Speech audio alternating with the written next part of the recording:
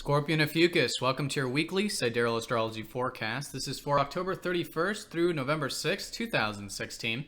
I'm Athen, and this channel is about using the actual constellations in the sky, known as Sidereal Astrology. If you are new to the channel, be sure to check out the link down below for more information. All right, so Scorpio and Ophiuchus, this week we are continuing with what was a new moon last Sunday. And so this was another new moon in your 11th house, which is the house of your aspirations and your hopes and wishes for the future, your personal aspirations. But it's also your higher aspirations or collective ones, such as your network circles, such as your community, and matters relating to the world at large. So there should be plenty of opportunity here to connect with your network circles, to continue with these future things, whether they're personal or otherwise. And I think you'll continue this week, at least definitely the first half, to have this strong sense of focus and energy regarding that. And that's really what this lunar cycle is about. Another one, continuing with planting those seeds with those aspirations of yours. Now, there is going to be a shift into your 12th house this early part of the week. Mercury will be shifting into the 12th, followed by the sun shortly after. So in many ways, this new beginning is about your spiritual development. And I think it does make it a next good few weeks to get that alone time, maybe reflect on things a bit in terms of your spiritual self, your psychological self, in terms of where you might have some fears or inhibitions or traumas or anxieties, things that come to the surface when we are being present, when we are meditating and reflecting and getting that alone time. So it's all for the energy, it's all for the purpose of finding more peace and tranquility in your life and accepting these qualities of self, accepting these things in life or whatever it is that does require that acceptance with the 12th house. And as a result, like I said, you'll likely feel this sort of rejuvenation, this freshness and spiritual liberation that'll be taking place over these next few weeks. So that's going to be the new beginnings with that. And then, the shift into your 12th. Now, the aspects this week are very easy.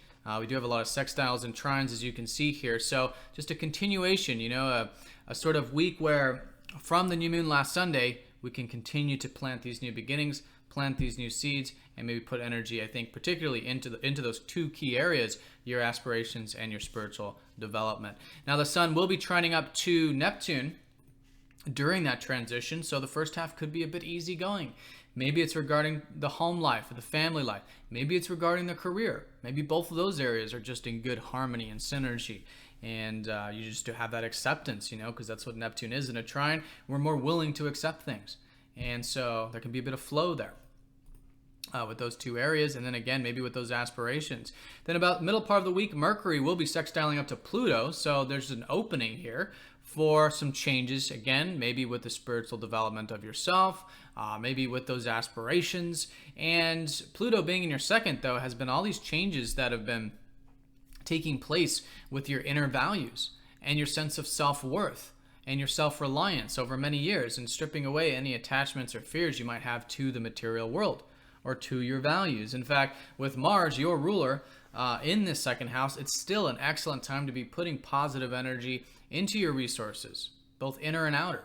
Your self-reliance, but also to your maybe finances or material security, the things you enjoy on that material level. So great to be motivated by that. I think there's a lot of positive energy continuing, and the sextile from Pluto could mean some, again, things developing with that area, at least an opening for that. Then as we approach the weekend, Venus will be trining up to Uranus and then sextiling up to Chiron.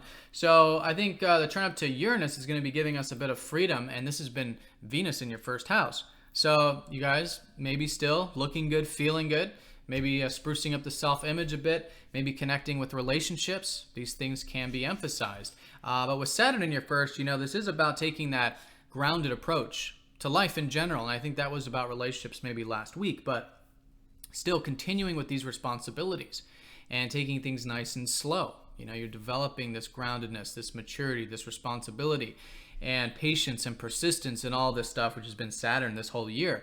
And so it's still a great time to be moving things forward in that slow sort of way. But the trine from Venus in the first house means this weekend, Friday, Saturday time going into it, you could be feeling quite liberated, maybe a bit free. Maybe there's something new and different with those relationships. Maybe it's with your independence. Again, with the self-image or something like that, maybe with your goals, something a bit flowy because Venus does rule your 12th, so it's a bit easy going, but also maybe a bit exciting and different and new, involving those key areas. Maybe it's bringing out your self-expression and a bit of that, because Uranus in your 5th has been helping you free up your self-expression for so many years. And that could be creative for some of you, but maybe it's just literally expressing yourself verbally or whatever it is, or maybe it's some bit of fun and playfulness in those relationships, or a bit of romance, I guess, for some of you too. So that's the trine. Now, the square from Chiron does suggest there is some healing taking place with that liberating feeling and freshness. So this is very natural and very normal. If you do feel any wounds or doubts or insecurities, know that they're internal, and it's about doing that acceptance work. And as you do the acceptance, you'll find that I think going into the weekend, there is this sense of rejuvenation that usually comes from a Chiron aspect.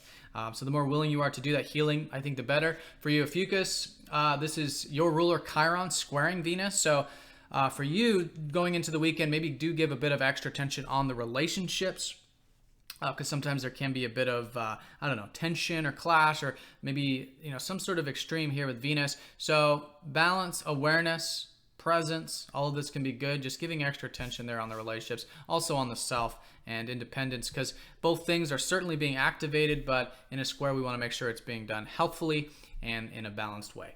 All right, so that's the week in a nutshell. Definitely a time of new beginnings, a great week for planting seeds, great week for gaining a bit of momentum.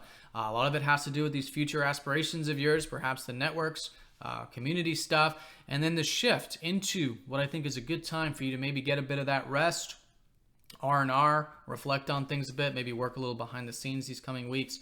But things are still moving forward, I think, with the relationships, in terms of, feeling good, maybe wanting to connect. That can be a positive thing, maybe exciting over the weekend.